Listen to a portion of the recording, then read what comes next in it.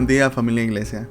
Para los que no me conocen, mi nombre es Néstor Carrillo, soy pastor de la Iglesia Renuevo La Paz y como cada semana voy a compartir con ustedes la palabra de Dios y me da un gusto porque estamos en esta serie que hemos llamado Navidad y Esperanza y obviamente estamos hablando acerca de la Navidad y en este día vamos a hablar acerca de qué es lo que la Navidad nos recuerda a nosotros, qué es lo que la Navidad nos recuerda y el título de este mensaje es La luz vence a la oscuridad.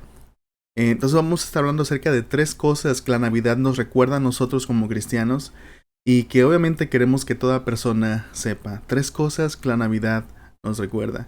Creo que es un tiempo importante, es un tiempo que muchos de nosotros tenemos tal vez en las familias tenemos ciertas tradiciones, ciertas expectativas. Y creo que muchos de nosotros ya tenemos como que una idea de qué esperar de Navidad. Y obviamente esas ideas cambian mientras crecemos, ¿no? Cuando somos niños a lo mejor hay más, un enfoque más grande en recibir regalos o en qué es lo que vamos a hacer tal vez con nuestra familia, con nuestros primos, tal vez en tronar cuetitos o encender fuegos, ¿no? Fuegos artificiales, ¿no? En las casas. Y obviamente cuando creces eso va cambiando un poco. Pero creo que es importante hablar de Navidad porque obviamente Navidad está relacionada con algo que sucedió hace muchos años y algo que recordamos acerca de Jesús. Esas tres cosas son bien importantes y la primera de ellas, lo primero que la Navidad nos recuerda es que Dios vino al mundo. Dios vino al mundo y eso es algo tan profundo y que hay tantas cosas que podemos meditar o que podemos hablar acerca de esta realidad que tal vez no tendríamos el tiempo. Pero vamos a comenzar, vamos a estar viendo Lucas capítulo 1. Desde la semana pasada ya estábamos en Lucas. Vamos a ver Lucas capítulo 1 y vamos a leer los versículos del 67 al 70 para comenzar. Lucas 1 del 67 al 70. Entonces su padre Zacarías se llenó del Espíritu Santo y dio la siguiente profecía. Alaben al Señor, el Dios de Israel, porque ha visitado y redimido a su pueblo. Nos envió un poderoso Salvador del linaje real de su siervo David, como lo prometió mediante sus santos profetas hace mucho tiempo. Para dar un poco de contexto acerca de esto, Zacarías y su esposa Elizabeth iban a tener un bebé, que iba a ser Juan el Bautista. Y durante el proceso de nacimiento, Dios trata de una manera especial con Zacarías y en cierto momento Zacarías es lleno del Espíritu Santo y comienza a dar una profecía. Y en esta profecía va a hablar ciertas cosas, va a hablarlas acerca de su hijo Juan, pero también está hablando Zacarías muchas más cosas acerca de Jesús, que era el primo de Juan el Bautista. De hecho, María ya estaba embarazada y esta profecía está hablando acerca de Jesús. Y Juan y Jesús siempre estuvieron conectados, no solamente por sangre, sino también estuvieron conectados porque el ministerio del Juan el Bautista, o la misión de vida incluso de Juan el Bautista, iba a ser preparar un camino, preparar el camino para el Rey, preparar el camino para Jesús. Y creo que tal vez en algunas películas de época hemos visto cómo cuando el rey iba a visitar cierta provincia, bueno, las calles no siempre estaban listas para que pasara un carruaje. Tal vez las calles eran más bien transitadas por caballos. No todo el mundo tenía tal vez carruajes. Y había que hacer cierta preparación de los caminos cuando el rey iba a llegar a la provincia.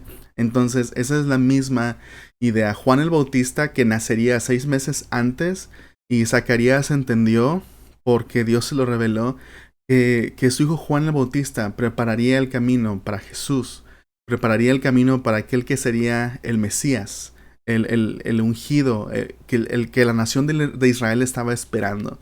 Entonces esta profecía va a contener tanto profecías que se relacionan con Juan el Bautista y profecías que se relacionan con Jesús. En este momento Zacarías está hablando acerca de Jesús. Alaben al Señor Dios de Israel porque ha visitado y redimido a su pueblo. Entonces Zacarías nos está hablando acerca de cómo sería o de cuál es la perspectiva que tenían acerca de Jesús, de la venida de Jesús. Entonces,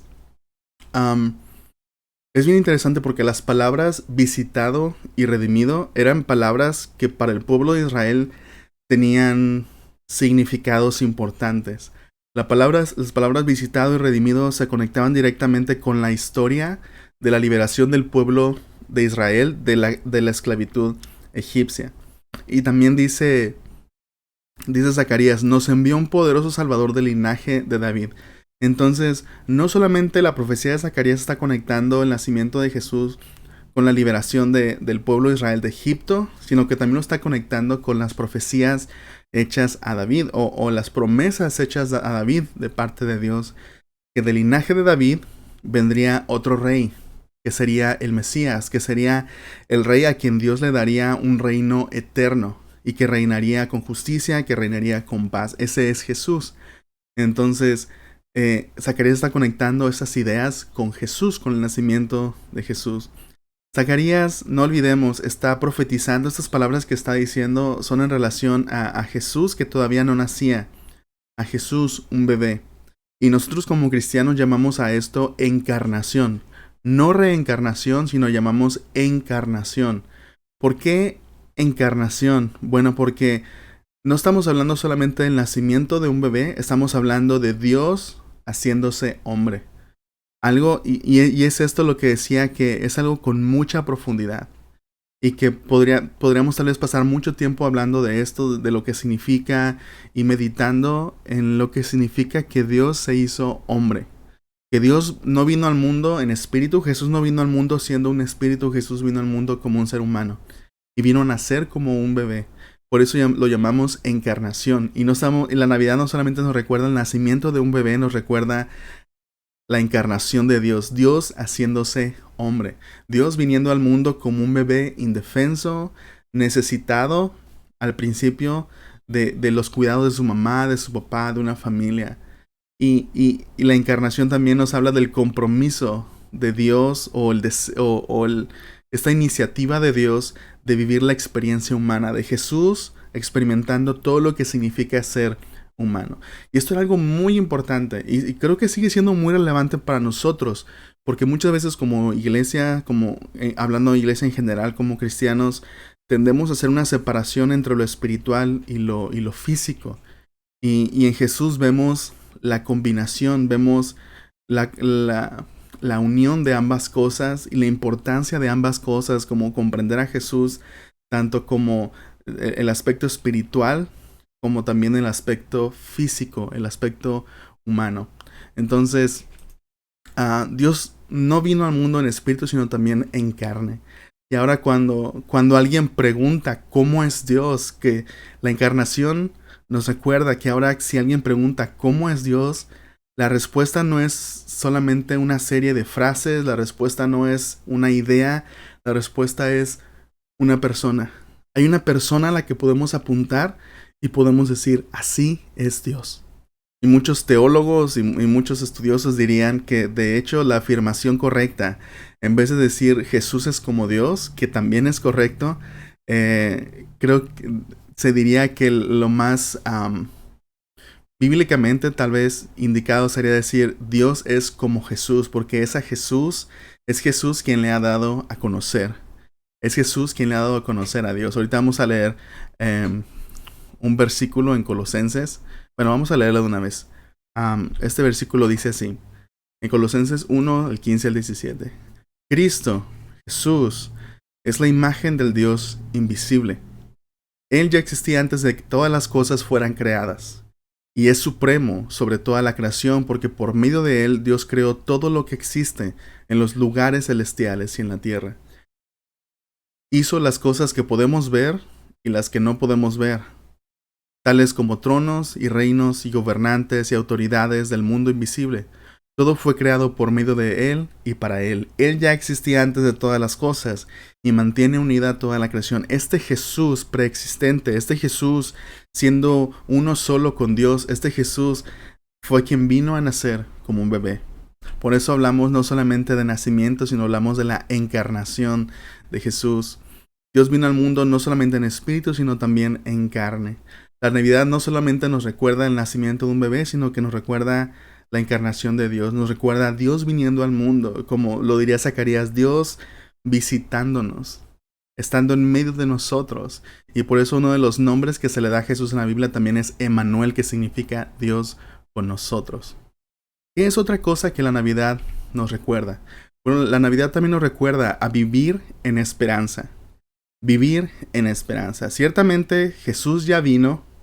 Ya no tenemos que vivir en esperanza de cuándo Dios va a enviar a Jesús, cuando Dios va a enviar al Mesías. Ya vino, pero aún hay otras promesas que están por cumplirse. Sabemos que Jesús viene por segunda vez, entonces la esperanza es algo que todavía necesitamos como cristianos. ¿Y qué significa entonces vivir en esperanza? Bueno, vamos a leer Lucas capítulo 1 del 71 al 75. Ahora seremos rescatados de nuestros enemigos y de todos los que nos odian. Él, hablando de Dios, ha sido misericordioso con nuestros antepasados al recordar su pacto sagrado. El pacto que prometió mediante un juramento a nuestro antepasado Abraham. Hemos sido rescatados de nuestros enemigos para poder servir a Dios sin temor, en santidad y justicia mientras vivamos. Entonces Zacarías está hablando aquí de la promesa del pacto hecho con Dios hacia Abraham. Ya hablamos acerca de David, ahora Zacarías menciona a Abraham. Y menciona el pacto a Abraham, en el cual Dios lo iba a bendecir, le iba a dar un gran nombre, una gran fama, iba a hacer que su familia creciera mucho y también le prometió que de su familia vendría la bendición para todas las naciones. En tu familia serán benditas todas las familias de la tierra. Es parte de la promesa hecha a Abraham. Entonces, Zacarías está mencionando cómo Dios está cumpliendo sus promesas y cómo durante mucho tiempo esa ha sido la esperanza, no solamente del pueblo de Israel, sino que ahora también de nosotros como cristianos. Vivimos en esperanza. Y hay algo que quiero leerles, algo que de Eugene Peterson acerca de la esperanza. Y dice así: llamamos a este tiempo Adviento, porque en inglés a este tiempo se le llama Advent. Entonces, Adviento, no sé si es la traducción correcta, es la traducción que me dio Google, porque nos recuerda lo que viene de Dios para la creación de su reino en la tierra. Esperar no significa hacer nada, es lo contrario de las manipulaciones desesperadas y de pánico, de las prisas y las preocupaciones. Y esperar no es soñar, no es hilar una ilusión o una fantasía para protegernos de nuestro aburrimiento o nuestro dolor. Significa una expectativa confiada y alerta de que Dios hará lo que dijo que haría. Es la imaginación puesta en el arnés de la fe. Es una voluntad de dejar que Dios lo haga a su manera y en su tiempo. Eso es vivir en esperanza. Y gracias a Eugene Peterson por esta hermosa descripción de lo que es esperanza. Vivir en esperanza.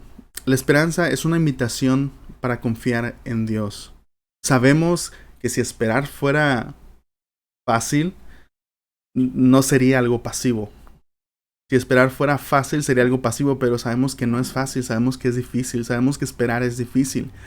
Y por lo tanto nos obliga a estar activos. ¿De qué manera? Bueno, la manera correcta en la que nos obliga a estar activos es a estar activos en nuestra fe. Es a confiar activamente en Dios. Y eso es importante. Es confiar activamente en Dios. No es confiar en lo que yo espero que pase. Es confiar en Dios. La esperanza es una invitación a ceder el control. Es una invitación a dejar de preocuparnos. Es una invitación a dejar de querer manipular a Dios. Es una invitación a querer controlar todas las cosas que suceden. Es una invitación a ceder el control. Y yo sé que eso suena como cuando te dicen, ¿no? Me siento mal. Anímate, ¿no? Suena similar. Pero en este caso, obviamente, lo estamos anclando todo esto a Dios, a confiar en Dios. A que, no voy a hacer esto. Pero ¿qué voy a hacer en su lugar? Voy a confiar. Voy a confiar en quién es Dios. Y la esperanza es una invitación a estar expectantes de lo que Dios hará. Esto es diferente. No es estar desesperado por ver lo que Dios hará, es estar expectante. Es estar buscando esperando, pero sabiendo que Dios va a actuar. La esperanza nos invita a no rendirnos, a no caer en un cinismo de decir, ya no me importa qué pase, ¿no? Ya no sé qué va a pasar, sino es a confiar en Dios. Entonces, algunas cosas importantes y las voy a poner en pantalla por si quieren anotarlas.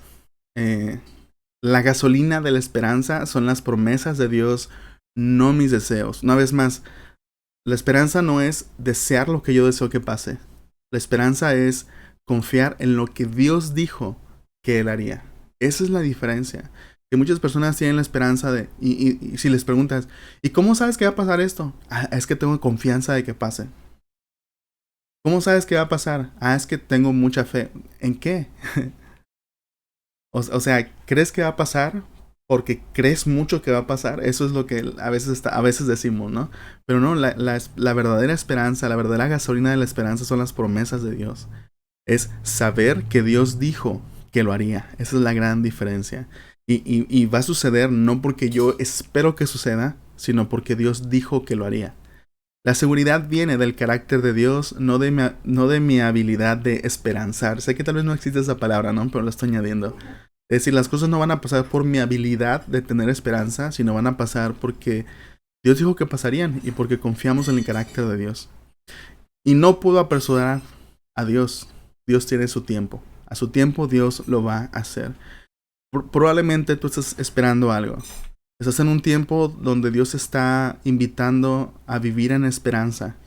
Y tal vez es un tiempo difícil. El tener esperanza no hace que no sea difícil.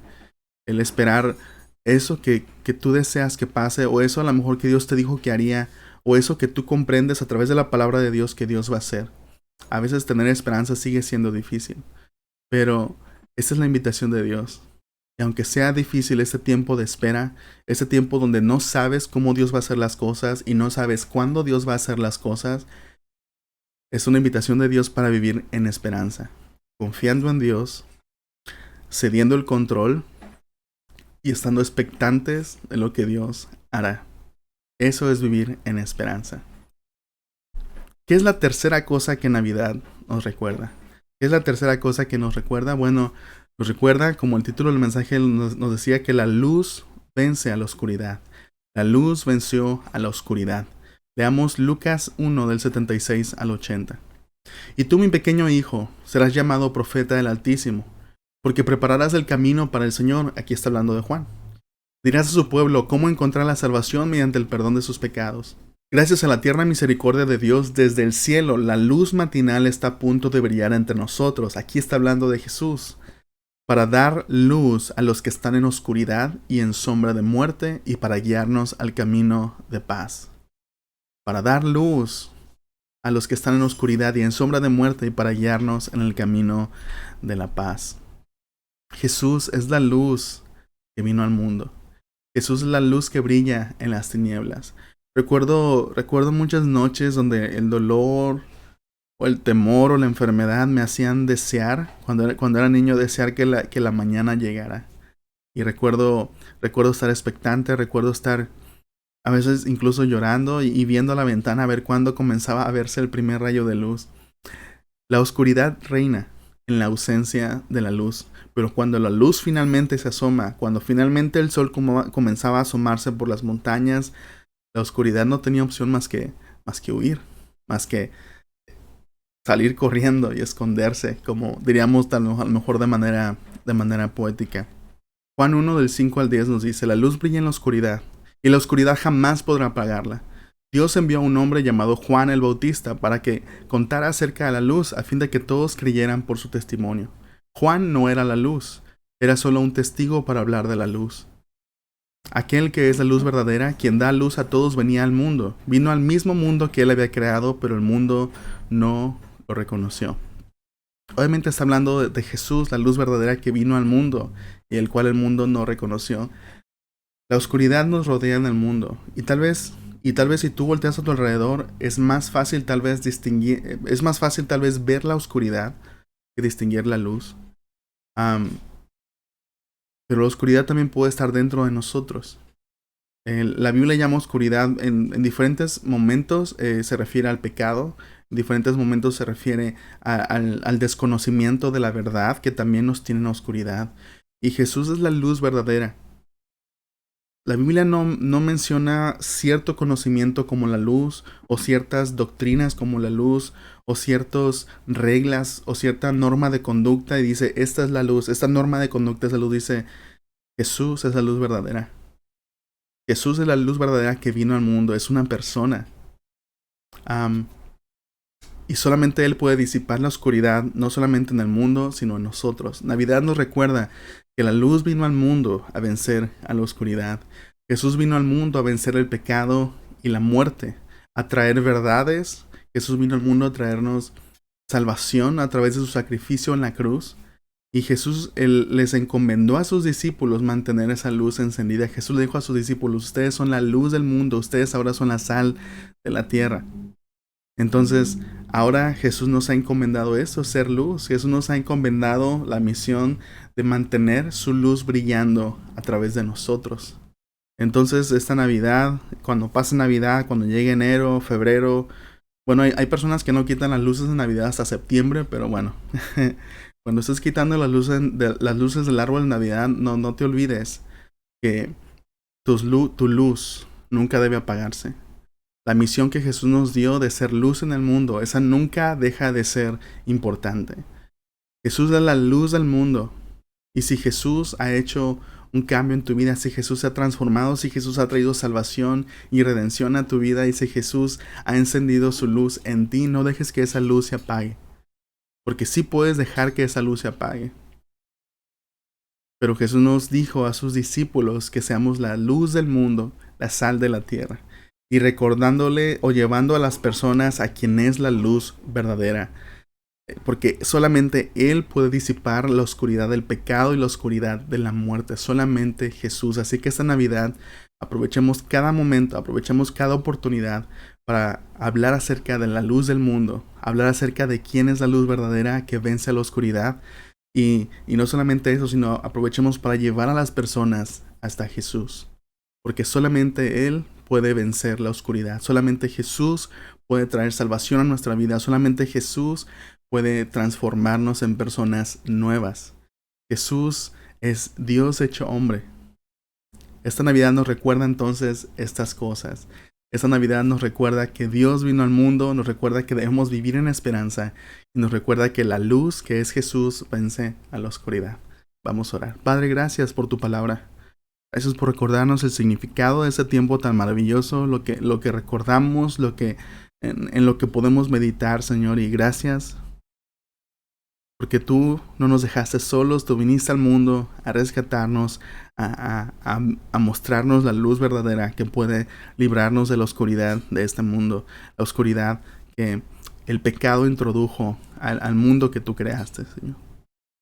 Te pido por cada persona en este tiempo que están viviendo en esperanza, que está esperando para que tú cumplas tus promesas en su vida, para que tú obres en su vida de una manera maravillosa. Te pido, Señor, que tú puedas darle a esa persona valentía para seguir esperando y que tú a tu tiempo, Señor, puedas cumplir tu palabra. Te lo pedimos en el nombre de Jesús. Amén.